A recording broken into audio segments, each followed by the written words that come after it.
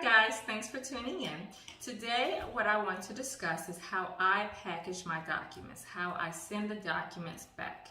And the other thing I want to discuss is the order in which I go over my documents. There are 5 key documents that I show first that answers majority of the borrower's questions. And if you stick around to the end, I will show you a pro tip that will save you behind many times and you won't even know it.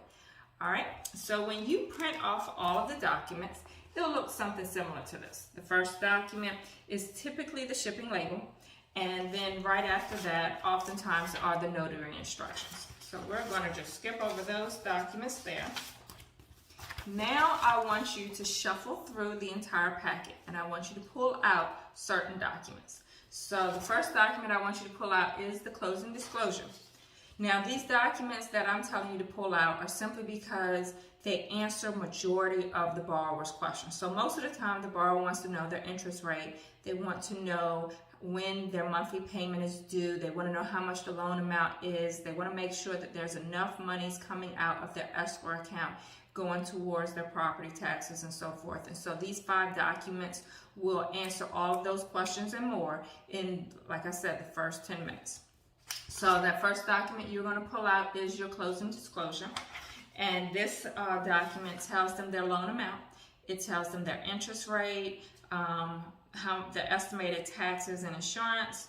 It tells them how much the monthly payment will be. It also tells them how much they're expected to bring to the table as far as cash to close, or if they're expecting monies back, which of course is a big question that most borrowers want to know as well.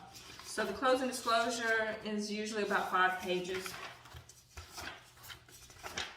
You're going to put that right after the notary instructions. So that's going to be the first thing you put after the notary instructions. So then after that is your settlement statement. And I just say this reiterates everything from the closing disclosure. That is normally 2 pages. After that, you're going to show them the note. The note is the promise to pay the loan back. So the note talks about how much the loan is for. It tells them when their first payment is due. It tells them how much their monthly payments will be, minus escrow. And that typically is 2 pages. You're going to get them to sign.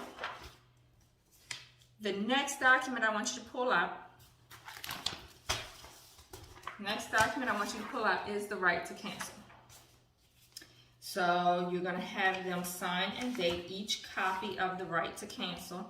And this kind of, in my mind, it eases the borrower's mind. If they were ever unsure about this transaction, this kind of lets them know that they have time to sit on it, to sleep on it, and decide whether they want to keep this transaction or not. So you're going to pull out the rights to cancel. There are typically 2 to 6 copies of this. You're going to get them to sign and date each copy. The next document that I want you to pull out is the deed of trust. So the deed of trust oftentimes is about 12 to 15 pages. You're going to have them pull it out. It's just talking about how the deed is vested and how it's recorded at the county clerk's office. You're going to have them sign and date. Oftentimes, there are additional documents that follow the deed of trust. They're called riders. And all that does is it lets them know, lets the county clerk's office know that this property is part of a homeowners association, or often called the Planned Unit Development Rider. You'll also see another rider called like a manufactured homes rider. Or if this is a second home, there's a rider for that as well. So you're going to pull those out. Those are going to go right behind the deed of trust. And then the next document is the first payment letter. And so this document lets them know how much is coming out for principal and interest, estimated taxes, insurance, property taxes, city and county, and so forth. And so you're going to pull those out. And so those documents right there answer so many questions for the borrowers. So that's the reason why I show that at the very beginning. Therefore, if there are any errors, we can quickly see it in the closing disclosure or quickly see it in the deed of trust. and it answers those questions from the very, very beginning. Therefore, I'm not wasting my time. If the numbers aren't right, if the deed isn't vested correctly, then we all know the whole closing has to be adjourned. So that's the reason why I show them those 5 documents first. The rest of the documents, in my opinion, they're just, they're oftentimes affidavits. It's talking about the hazard insurance, it's talking about the social security number. Typically, nobody asks anything about these documents. So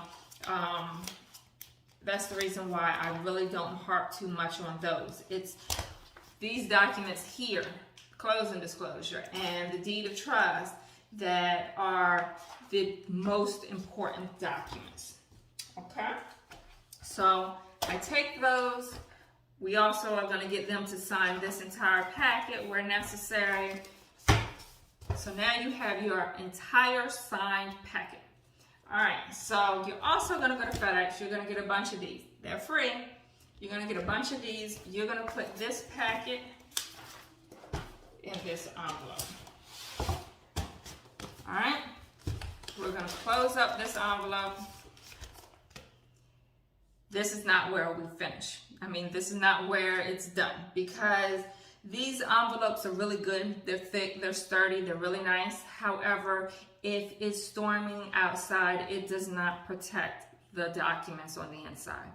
And there have been many times where the documents the package has returned to title, but because it was storming, because it got rained on, this has since opened and documents are strewn out everywhere. Some documents are missing. And so it causes that notary to have to go out and get those documents done all over again.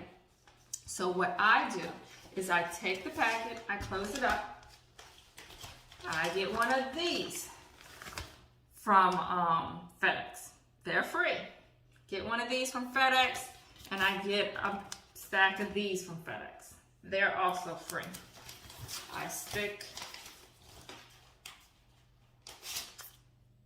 this on the front, and then you're going to take that shipping label. So it looks like this when you're done. You're going to take that shipping label and you're going to put it inside that envelope.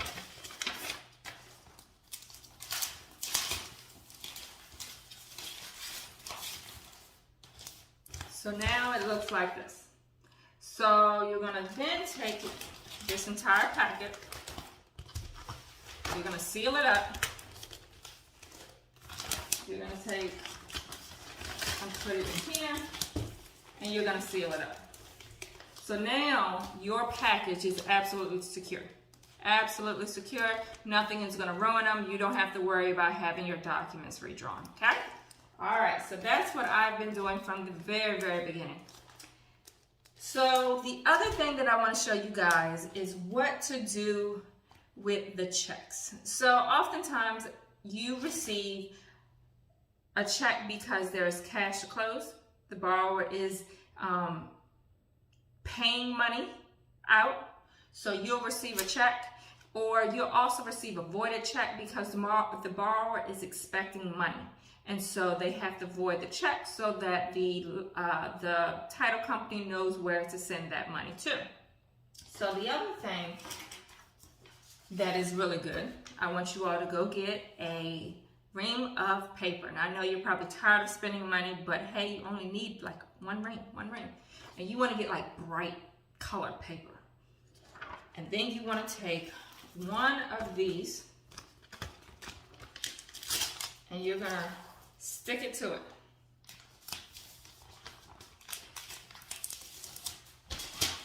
And it's going to look like this. All right, you're going to stick it to it. You're going to take that check, be it the check that the borrower gave you because they have, they're paying cash close, or it's the voided check because they're getting money back. You're going to stick that check in this envelope.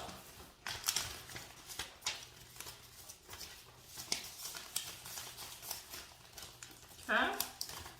Stick that check in this envelope. And you're going to put that at the very top of the stack. of your documents. You're going to put that at the very beginning.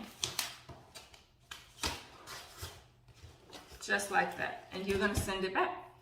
And the reason I do that is because I have seen so many notaries in the Facebook groups that I am in talk about how the documents were returned and they said they didn't find the check. And what do we do now? Oh my goodness, they can't find the $4,000 cashier's check that they received, or they can't find the voided check, or whatever. This covers that all together.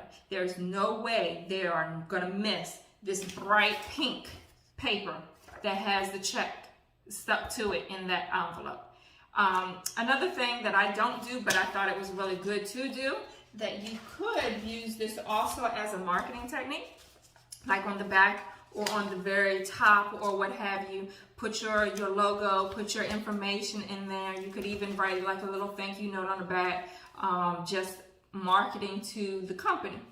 All right, but yes, this is going to save you so many times and you're not even going to know it, but you're not going to have to worry about any of your checks being missing. Okay. All right, well, thanks for tuning in. I appreciate it. Please like and subscribe to my video. You all have a good day.